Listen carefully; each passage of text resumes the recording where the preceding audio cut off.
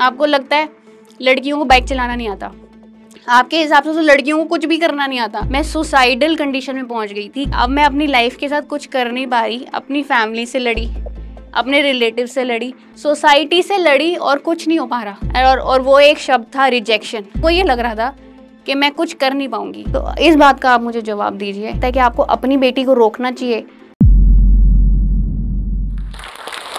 दोस्तों, यहाँ मैं अपनी स्टोरी बताने के लिए आई हूँ, अपना लाइव एक्सपीरियंस शेयर करने के लिए आई हूँ, लेकिन उससे पहले मैं आपको ये बताना और पूछना चाहती हूँ कि क्या लड़का और लड़की सच में समान है।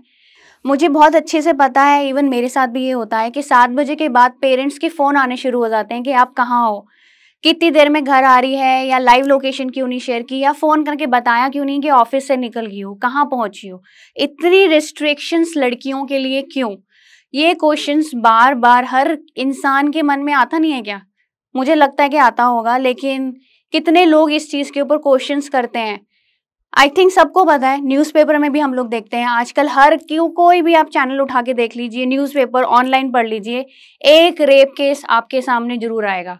यानी कि हर रोज 86 रेप केसेस आपके सामने न्यूज़पेपर में होते हैं। यानी कि हर दिन के हिसाब से देखा जाए, हर घंटे के हिसाब से देखा जाए तो एक रेप, ये 4 रेप, यानी कि 15 मिनट अगर मुझे हो गए हैं यहाँ पे बोलते हुए, तो कहीं ना कहीं किसी के साथ कुछ गलत हो रहा है उसकी मर्जी के खिलाफ। मैं गलत इसलिए बोल रही हूँ कि ये शब्द ऐसा है जो मैं सोचना भी नहीं चाहती, करेक्ट। तो वहां पर एक लड़की ऐसी है जो एक मोटरसाइकिलिंग राइड करती है, लड़कों के बीच में अकेली घूमती है, सुनसान रास्तों पर, जंगलों में अकेली है, रात को 2 बजे 4 बजे घर आ रही है बाइक राइड से, पार्किंग कर रही है, इवन अपनी बाइक सर्विस कर रही है। उसका नाम है दिव्या संधू, यानी कि मैं। मेरे डैड ने एक डिसीजन लिया, उन्होंने अपना घर छोड़ने का फैसला कर लिया। जो चेंजेस मेरे अंदर आए वो तब आए जब मेरे मॉम और मेरे डैड ने ये डिसाइड कर लिया कि अब वो इस जॉइंट फैमिली में नहीं रह सकते, और वहाँ से एक्चुअली में मेरी सोच और मेरे बिहेवियर में चेंजेस आने शुरू हो गए। तो पापा ने हमारा स्कूल चेंज करवा के हमें ऐसी जगह डाल दिया जहाँ पे सिर्फ गर्ल्स हैं। एक सरकारी स्कूल में डाल दिया जो कि सिर्फ और सिर्फ लड़कियों के लिए था, लेकिन उसके बावजूद मैंने कहीं ना कहीं से अपना रास्ता निकाल लिया लड़कों के साथ खेलने के लिए। मैं ये नहीं बोल रही हूँ कि मुझे लड़कों के साथ खेलना पसंद था, इसको गलत मत लेके जाइएगा। मेरा व्यक्तित्व ऐसा है कि मुझे कंपटीशन पसंद है, ये लड़कियों में होता है, उसे आप गलत मत समझिए। एक कंपटीशन होना कि मैं किसी लड़के से कम नहीं हूँ, गलत नहीं है। उस चीज को आगे बढ़ावा दीजिए, उसको एक लड़के से कंपटीशन करने दीजिए, और मैं आपको बता रही हूँ कि आपकी लड़की यहाँ है ना, यहाँ पहुंच जाएगी। मैंने एक रास्ता कैसे निकाला, मैंने खेलना शुरू कर दिया। 100 meter, 200 meter, handball, throw ball, swimming, national चली गई मैं। Yes, I am a sports person. मेरी बॉडी से पता चल रहा होगा। आई एम 36 ईयर्स ओल्ड, लेकिन आप बता सकते हो मेरी age? This is only because of fitness. This is what the girls are, you are made of. ठीक है, अपने आप को कम मत समझो। अगर आपको लगता है कि आप कंपटीशन कर सकते हो लड़कों के साथ, खुलकर बोलो, सामने आओ और दिखा दो उनको कि मैं भी कर सकती हूँ एक मस्कुलर कंपटीशन। लेकिन जब मैं घर से निकलती थी तो कई बार ऐसा होता था कि जर्सी के ऊपर मुझे लोअर पहनने को नहीं मिलता था, क्योंकि मुश्किल से 2 लोअर होते थे मेरे पास और दोनों गंदे हैं। तो मैं शॉर्ट्स में चली जाती थी, जिससे ऑब्जेक्शन शुरू हो गए। पहले मोहल्ले की औरतों ने आकर मेरी मॉम को कुछ बोला, फिर मेरी मॉम ने मुझे ट्रिगर किया, और एक दिन तो ये हो गया कि जब मैं निकली चेंज कर तो मैंने देखा अभी गेट पे ताला लगा हुआ है, उसकी चाबी नहीं मिल रही। मैंने मॉम को पूछा कि चाबी किधर है? मम्मी कहती नहीं जाना आज प्रैक्टिस पे, ये पहन के नहीं जाना, चेंज करके जा। मैं चेंज कैसे करके जाऊं जब जर्सी में प्रैक्टिस होती है? मैं उसको कैसे चेंज करूं? लोअर भी सिर्फ 2 ही है मेरे पास और दोनों के दोनों गंदे हैं। तीसरे उसके लिए है नहीं पैसे, कहाँ से खरीदूं मैं? तो पैसे तो खैर बहुत दूर की बात है, ऑब्जेक्शन इस चीज से था कि मैं निक्कर में जा रही हूँ उस टाइम पे, और ये चीजें मुझे समझ नहीं आ रही हैं। पर उनके लिए मैं एक लड़की हूँ, और सोसाइटी में ये समझा जाता है कि लड़की अगर 8 साल की हो गई है तो वो समझदार हो चुकी है, उसकी शादी पक्की कर दो, वो घर संभालने के लिए तैयार है। जब वो 12-13 साल की होगी उसकी शादी कर लो। पहले तो यही होता था, अभी भी बहुत जगह, बिहार जैसी जगहों पे तो अभी भी यही होता है ना। तो यहाँ से शुरुआत हुई मेरे रेबेलियस की, जहाँ पर इन्होंने मुझे मना किया और वहाँ पे मैं अड़ गई कि नहीं, अब मुझे वही करना है जिस चीज़ के लिए आप मुझे मना करोगे। मैंने मार बहुत खाई है, शायद ही अगर मम्मी देखेगी है उनको भी पता है कि शायद ही कोई ऐसी चीज़ बची होगी घर में जिससे उन्होंने मेरी पिटाई नहीं की हो। अभी जो मैं हूँ, मैं ओपनली इतने ब्लंटली बात कर पाती हूँ लोगों पे। पहले मैं जब लोगों से नज़रें भी मिलाती थी ना, तो मैं डर जाती थी, मैं रो पड़ती थी, कॉन्फिडेंस नहीं था मेरे अंदर। लेकिन अब अगर आके मुझे कोई कुछ बोल दे तो उसको फिर 10 जवाब भी मिल जाते हैं। ये इसलिए नहीं क्योंकि मैं ऐसी हूँ, नहीं, क्योंकि मुझे ऐसा बना दिया गया है। आप लोगों ने बनाया है, उसके लिए थैंक यू सो मच कि अब मेरे अंदर इतना कॉन्फिडेंस है कि मुझे सही और गलत में फ़र्क पता है। तो अभी तो मोहल्ले तक तो ठीक था, लेकिन फिर रिश्तेदारों ने भी पोक करना शुरू कर दिया कि अभी तेरी बेटी तेरे हाथ से निकलती जा रही है, अभी तूने उसकी शादी भी नहीं कराई है, अभी लड़के कैसे मिलेंगे अगर वो ये करेगी तो उसकी तू शादी करा दे। तो मेरी फैमिली ने मिलकर एक डिसीजन लिया जिसमें मैं बिल्कुल भी इन्वॉल्व नहीं थी, मुझसे पूछा भी नहीं गया। उन्होंने कहा कि तेरी 12वीं होती तेरी हम शादी करा देंगे क्योंकि तू हमारे हाथ से निकल रही है। मतलब जहाँ पे मैं अपने लिए स्टैंड ले रही हूँ, मैं ना नशा करती हूँ, ना मैं लेट नाइट घर आती हूँ, ना मैं स्मोक करती हूँ, मुझे कोई ऐसे फालतू शौक है ही नहीं। लेकिन जहाँ मैं अपनी खुशी के लिए कुछ कर रही हूँ जिससे मुझे कोई खुशी मिल रही है, तो मैं हाथ से निकल रही हूँ। ये मैं उनको समझा नहीं पा रही थी और वो ये चीज़ मेरी समझ नहीं पा रहे थे क्योंकि उनके लिए खानदान में मैं एक धब्बा हूँ, जो वो काम कर रही हूँ जो किसी ने नहीं किया। तो अगर कोई लड़की, मेरे जैसी लड़की, अपने लिए कुछ करना चाहती है जिससे उसको खुशी मिल रही है, अभी ग्लो देख रहे हो मेरे चेहरे पे, खुशी है ये खुशी, तो वो एक धब्बा है। मतलब उनसे ये सहन नहीं हो रहा कि ये लड़की वो कर रही है जो सिर्फ और सिर्फ लड़के करते हैं। तो मुझे इस चीज़ का जवाब चाहिए कि लड़का लड़की समान है, सच में है? मैं दोबारा पूछूंगी आपसे ये, क्योंकि मुझे इसका जवाब नहीं मिल रहा, नहीं मिलता मुझे इसका जवाब, अभी तक नहीं मिल रहा। तो मैंने वो किया जिससे मुझे खुशी मिलती थी।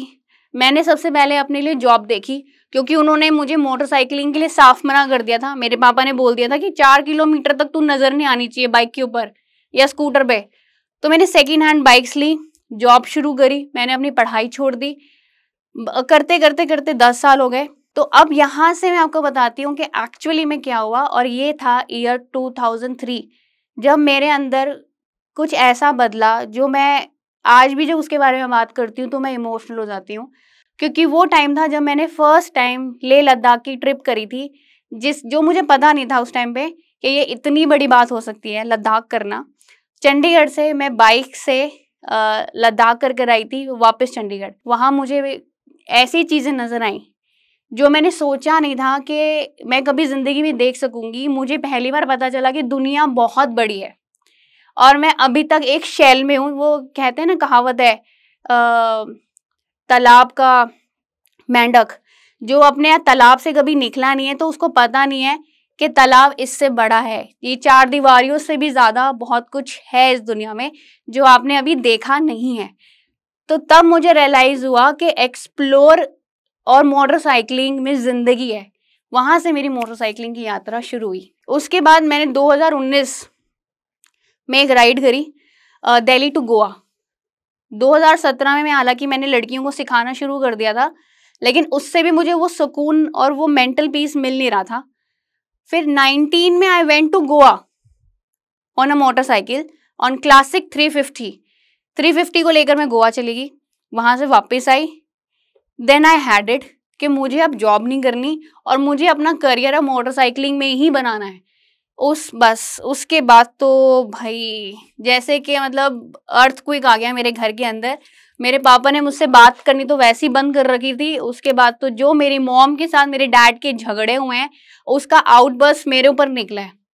मुझे इतनी बातें सुनने को मिली है कि हमने तेरे पे विश्वास किया, तूने ये कर दिया, तूने वो कर दिया, तूने जॉब छोड़ दी मोटरसाइकिल के लिए, और उस टाइम पे लॉकडाउन भी लग गया था। तो वैसे पैसे की दिक्कत, हर चीज़ की दिक्कत, मेंटल प्रेशर, मतलब ये सोचो कि I was about to die. तो अब मुझे मोटरसाइकिलिंग में अपना करियर बनाना है, क्योंकि जब मैं मोटरसाइकिलिंग से रिलेटेड कुछ भी एक्टिविटी करती हूँ या इवेंट करती हूँ तो आई फ्लाई, मतलब मेरे पैर ही ज़मीन पे नहीं होते हैं, क्योंकि I am skilled. I felt like कि I am born to do this. मैं मोटरसाइकिल चलाने के लिए ही पैदा हुई हूँ और सिखाने के लिए पैदा हुई हूँ, क्योंकि मैंने उन लड़कियों को देखा, मैंने 100 से ज़्यादा लड़कियों को मोटरसाइकिलिंग सिखाई है और उनकी स्टोरीज मुझे पता है कि वो किस तरह से फाइट कर कर आती हैं बाइक सीखने के लिए। उनके लिए कितना स्ट्रगल होता है, मतलब 10 किलोमीटर आने के लिए भी उनको कितनी मेहनत करनी पड़ती है, फैमिली से कितनी बहस करनी पड़ती है कि उनको बाइक चलाना सीखना है। तो मुझे वो सब पता है। लेकिन अगेन, परिवार को छोड़ना इज नॉट अ सॉल्यूशन, घर से भागना इज नॉट अ सॉल्यूशन।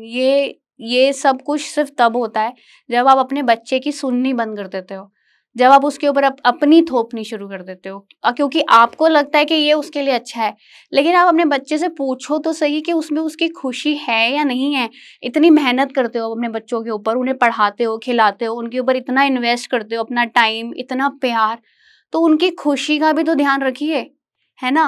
और आई गारंटी यू, जिस दिन आपने ये सोच लिया, कोई बच्चा नहीं जाने वाला, वो अपने माँ बाप को घर पे रखने वाला है, बुढ़ापे में उसकी सेवा करने वाला है, वो उसको कहीं नहीं जाने देगा। I guarantee you this. अब डिसाइड तो कर लिया मैंने कि मुझे बाइकिंग में ही अपना करियर बनाना है, लेकिन अब कैसे, क्योंकि मेरा 10 साल का जो करियर एक्सपीरियंस है वो तो सेल्स और मार्केटिंग का है। मुझे जॉब पे कौन रखेगा।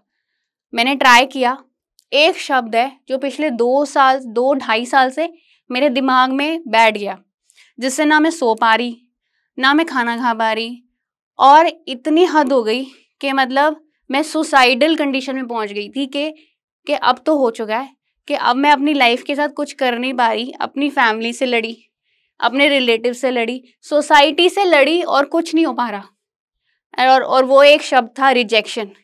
हर जगह मुझे रिजेक्शन मिला, क्योंकि उन्हें ये लग रहा था कि मैं एक लड़की होकर पतली सी मॉडल जैसी, आई डोंट नो आपको लग रही हूँ कि नहीं लग रही, लेकिन उनको ये लग रहा था कि मैं कुछ कर नहीं पाऊंगी। तो इसलिए मैंने उस चीज़ को अपना प्रोफेशन बनाया जिसमें वो मुझे कभी भी हरा नहीं सकते, और वो है मेरा खुद का मोटरसाइकिलिंग स्कूल, जहाँ मैं लड़कियों को परफेक्ट करती हूँ मोटरसाइकिलिंग स्किल्स में। आपको लगता है लड़कियों को बाइक चलाना नहीं आता, आपके हिसाब से तो लड़कियों को कुछ भी करना नहीं आता सिवाय घर के काम के।